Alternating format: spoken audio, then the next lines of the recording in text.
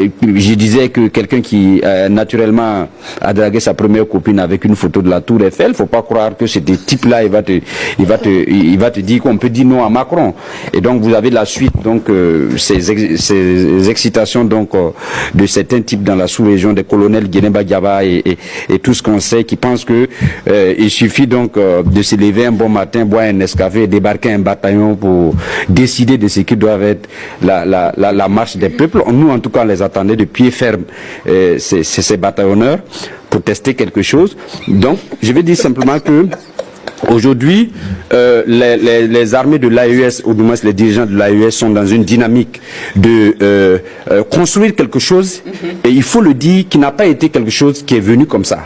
On avait une élite, c'est vrai, qui revendiquait depuis longtemps l'absence, donc pour ce qui est du Burkina, on ne voulait pas les bases militaires ici, et c'est pas parce que M. Bayela est sur le plateau que je vais lui rendre cet hommage-là. En 2017, pendant que Macron était là, moi j'étais journaliste à Horizon FM, j'ai couvert un événement où ils ont débaptisé l'avenue Charles de Gaulle, et le rebaptisé, moi j'étais sur le terrain avec eux, ils l'ont rebaptisé l'avenue Thomas Sankara.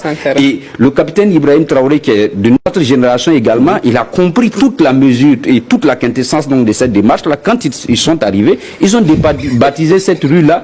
On ne peut pas passer le temps à baptiser donc nos rues, nos 6 mètres d'individus qui ont massacré nos aïeux. Donc aujourd'hui, on se réjouit que dans cette démarche donc de l'autodétermination donc de nos chefs d'État, on a une élite qui travaille dans l'ombre. Je discute régulièrement avec certains qui réfléchissent également sur les perspectives de développement. Et je pense que pour ce qui est du Burkina Faso, il y a un grand élan qui a été pris donc par les jeunes officiers qui sont venus à la tête de notre État. Ce que je vais souhaiter, c'est qu'il y ait en fait une conjugaison des efforts.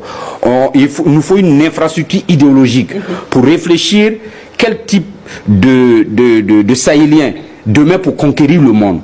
Et je l'ai dit ici sur ce plateau, nous avons 16 à 17 millions de Burkinabés à l'extérieur. Nous en avons combien au Mali? Nous en avons combien au Niger? Il faut que ces Sahéliens qui sont hors du Sahel soient une force pour la future conquête du monde par le Sahel. Et c'est de ça qu'il s'agit. Donc il nous faut une infrastructure idéologique.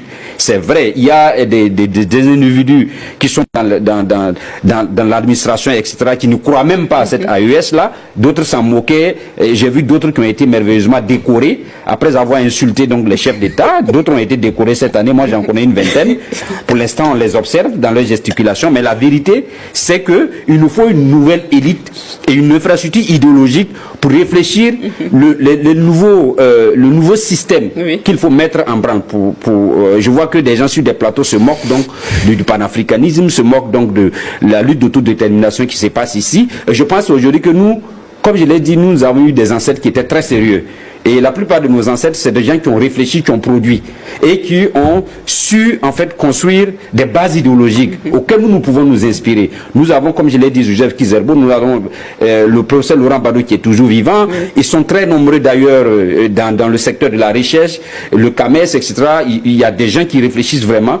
Et nous avons tous ces potentialités-là que nous pouvons exploiter. La deuxième chose, moi je l'ai toujours dit ici, aujourd'hui, tout le monde sait que ces terroristes-là qui ont été armés et parrainés, leur objectif c'était justement de s'accaparer donc des richesses minéralières stratégiques de notre AES. Donc pour moi, je pense qu'il faut une haute autorité des matières premières stratégiques de l'AES pour que, en fait, nous ayons une vision commune de nos matières premières, nous allions sur le marché international avec le même langage et que nous ayons en fait des infrastructures, comme je l'ai dit, idéologiques sur le plan économique, parce que le président lui-même l'a dit, il ne veut plus donc d'économistes tout fabriquer donc des institutions de Bretton Woods qui dispensent donc du paracétamol pour n'importe quelle pathologie.